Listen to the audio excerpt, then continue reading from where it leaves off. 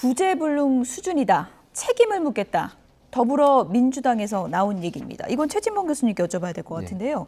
구제불능 수준이라는까지 단어가 나왔네요. 한동훈 장관의 어떤 점을 지적하는 겁니까? 아무래도 이제 한동훈 장관의 발언 내용 중에는 예. 이런 정치인 같은 발언들이 많이 나오는 것 같아요. 그러니까 장관은 사실은 공정하게 중립성을 지키는 게 반드시 필요합니다.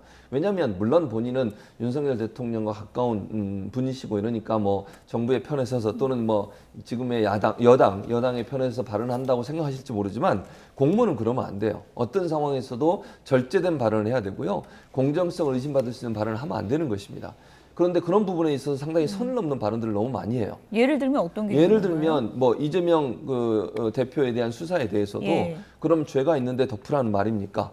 이런 말은 하면 안 되는 거잖아요. 죄가 있는 데라고 표현은 뭐 있는 데라고 안 했나요? 뭐 비슷한 제가 기억하기는 그렇게 기억하는데 그 기억이 다 틀렸다면 뭐 수정하고 정정하겠는데 아무튼 뭔가 죄가 있는데 수사를 안 하라고 하는 건 문제이지 않습니까? 이렇게 얘기하면 안 된다는 거죠, 제 말은. 왜냐하면 뭐 아직은 모르잖아요. 무죄 추정이 원칙이고 법무부 장관은 검찰을 지휘하고 감독할 수 있는 권한을 갖고 있는 사람입니다. 근데 어떤 특정인에 대해서 죄가 있는 것처럼 뉘앙스를 갖고 발언하도록 하면 안 되는 거죠. 그러니까 제가 말씀드린 건 중립을 지키고 객관적인 입장에서 얘기해야 된다는 거예요. 아무리 마음속에 그런 마음이 있다 하더라도 그런 것들이 표현되는 건 상당히 큰 문제입니다. 그러니까 의원들과 설전을 벌인다. 뭐 설전을 벌일 수 있다고 생각해요. 근데 그것도 아까 말씀드린 것처럼 어느 특정 정당이나 어느 특정 어떤 진영의 의견을 대변하는 듯한 표현이 나오는 것은 그건 상당히 부적절해요. 아마 더불어민주당에서는 그런 부분들을 지적하고 있는 것 같아요. 그러니까 태도 자체가 더 설전을 벌이는 문제가 아니라 발언 내용 중에 예를 들면 특정 정당을 막 공격을 하거나 아니면 다른 한 정당을 지지하거나 아니면 옹호하는 듯한 발언을 하는 것 이런 발언들에 대한 문제점들을 지적하고 있는 게 아닌가 생각이 듭니다. 제가 정확히 말씀을 드리면 한동훈 장관이 범죄 수사를 받던 사람이 다수당 대표라고 해서 뭐 죄를 덮어달라고 하면 국민이 수긍하지 못할 것이다. 이렇게 이제 언급한 것이라고 좀 정정을 해드리고요. 책임을 묻겠다. 이거는 결국은 우리 탄핵 조치 갈 수 있다 이런 얘기입니까? 그런 방식으로 언급한다면 진즉에 문재인 정부 시절에 추미애 법무부 장관은 100번이고 1000번이고 탄핵이 됐었어야 되지 않을까 싶습니다. 그러니까 정치적인 내용, 태도에 대한 내용들을 아마 주된 문제를 삼고 있는 것 같은데요. 집권당이 대표를 지냈던 인사가 법무부 장관으로 기용됐을 때부터 정치적 중립 문제가 불거졌고요. 국회 내에서 야당 의원과의 설전 속에서 소설 쓴다는 얘기들 때문에 큰 화제가 된 바도 있었습니다. 그 뒤로 취임했던 박범계 전 법무부 장관 같은 경우도 여당 법사위에서였던 핵심적인 정치인이었기 때문에 법무부 장관으로 있는 기간 내내 또 야당의 의원들과 정치적인 설전을 벌이기도 했죠. 한동훈 법무부 장관은 정당에 가입된 이력이 없는 공직자 출신이고요. 다만 윤석열 대통령과 가까운 인사라는 내용 때문에 일단 야당의 타겟의 대상이 된 것은 분명해 보입니다. 그리고 지난날 청문회 때부터 민주당의 철험의 의원들과 벌였던 설전 과정 속에서는 뭔가 과한 정도의 한동훈 장관의 주장이라기보단 오히려 여기에 대한 공세를 펼치는 민주당 의원들이 스스로 이른바 헛발질을 통해서 국민적 여론의 지탄의 대상이 된 바 있지 않았습니까? 이렇게 뭔가 법리적인 내용들 또 객관적인 사실을 근거로 따져 묻고 한동훈 장관이 잘못된 것들이 지적해야 되는데 그런 상황에서 여론전에 잘 썩 녹록치 않게 놓이게 되다 보니까 이제는 다수의 힘의 논리로 한동훈 장관에 대한 탄핵 얘기까지 나오는 것이 아닌가 싶어서 민주당 의원들의 현재 상태를 바라보는 아쉬움이 꽤나 존재한다고 봅니다. 네.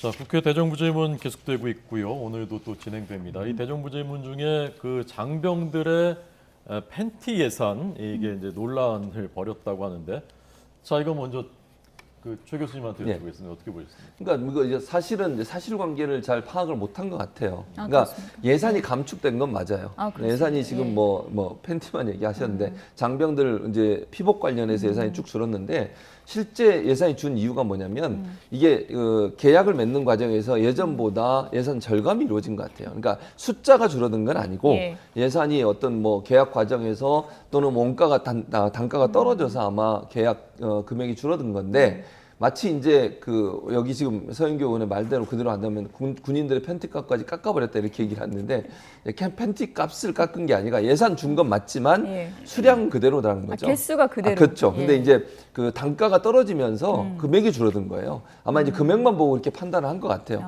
조금 더 깊이 좀 조사를 했어야 되는데 단순히 그냥 예산안이 쭉 줄어들었으니까 분명히 이거는 숫자가 줄었을 거다 이렇게 아마 판단한 것 같습니다. 왜냐하면 단가가 떨어질 거라고 생각을 못했던 것 같고, 근데 국회의원이 질의를 할 때는 아무래도 이런 부분까지 좀 잘 조사를 해서 예. 정확한 질문을 해야지. 나중에 이제 지금도 논란이 되는 게 저렇게 돼버리니까 아니 수량은 그대로인데 왜 팬티값을 깎았다고 하냐 이렇게 얘기하는 논란이 나오기 때문에 질의에 좀 더 신중을 기해야 될 것 같습니다. 근데 옆에서 괜히 이재명 대표가 거들었다가 같이 좀 민망한 상황이 된 것 같아요. 네. 내가 봐도 한심하다 이렇게 좀 거들었잖아요. 그럼 국민들이 예. 볼 때는 그런 민주당의 이 지도부들의 모습을 보고 얼마나 더 한심하다 이렇게 생각을 하겠습니까? 지금 서영교 최고위원이 들고 있는 판넬의 저 숫자를 보면 예. 숫자 자체가 또 틀렸죠. 기본적으로 삭감이 됐던 예산들이 존재하는데 그 실제 예산안 삭감됐던 내용과 바로 옆에 있는 판넬을 들고 있는 모습을 보면 전투화만 보더라도 벌써 10배가 넘는 금액의 차이가 납니다. 아, 그러니까 그렇군요. 팩트 자체가 완전히 틀린 내용들을 가지고 문제를 제기했고 그 다음 실질적으로 지난 정부에서 편성됐던 예산보다 이제 오히려 줄어들게 된 건데 그렇다면 수량은 똑같고 오히려 계약 과정의 조정을 통해서 단가를 낮췄다면 문제를 제기할 게 아니라 칭찬해야 되는 일 아닙니까? 그리고 그렇게 아낀 돈을 바탕으로 장병 복지에 쓰고 또 내년도에 올라간 예산을 보면 장병 월급 인상을 위해서 쓰여지는 예산들도 상당합니다. 근데 이제 묻지마 트집 잡기 식으로 이렇게 정쟁의 대상으로 모든 걸 끌어들이게 되면 부메랑처럼 역풍으로 다가올 수 있다는 것을 보여주는 매우 적절한 사례라고 생각합니다. 네.